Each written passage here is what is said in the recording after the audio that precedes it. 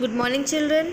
Yesterday we have started our new chapter, that is chapter 5, changes around us, and we have learned about so many types of changes.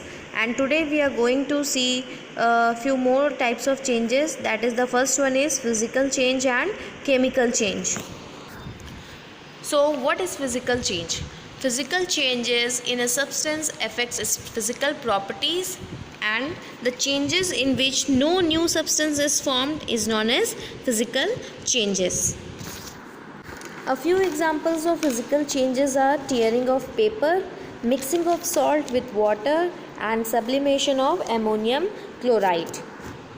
Physical changes are usually reversible. Now we are going to see characteristics of physical changes. During a physical change, only physical properties changes such as size of the thing, shape and its color.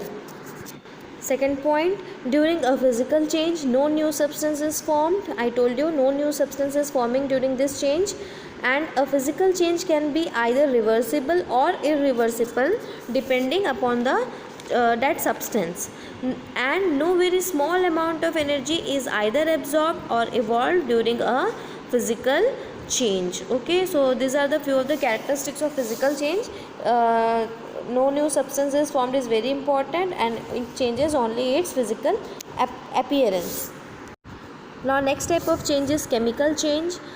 Chemical change causes when one or more new substance to be formed. A chemical change is difficult or impossible to reverse. Few examples of it are food cooking. Once the food is cooked, it cannot be reversed back. Rusting of metal and burning. Okay.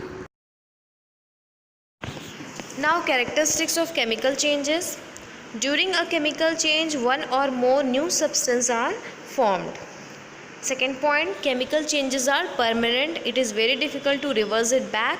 Thus, a chemical change cannot be reversed by simple physical methods. Third point, during a chemical change, relatively larger amount of heat, light or any other radiation may be given out to be absorbed.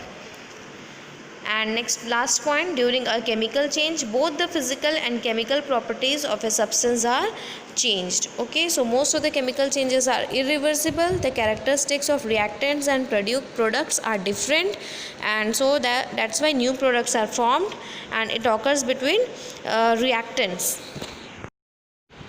In this picture you can see different examples of physical changes and chemical changes. The first one is physical change, that is, in that matter changes form but not chemical identity. Example, melting ice, chopping wood, etc.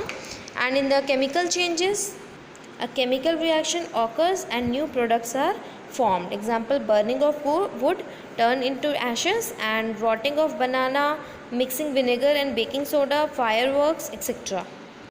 Now our next topic is energy is utilized during change. Students, in a physical change, heat can be absorbed or released. For example, ice, when heat is absorbed, changes into water, and when heat is released, again formed into ice. So in chemical reaction also, heat is either absorbed or released.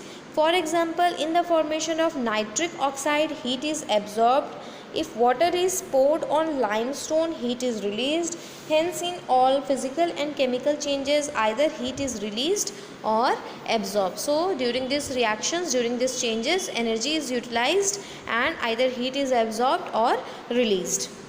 So, here we have completed our chapter. Next class, you are going to get question answers of this chapter. Thank you.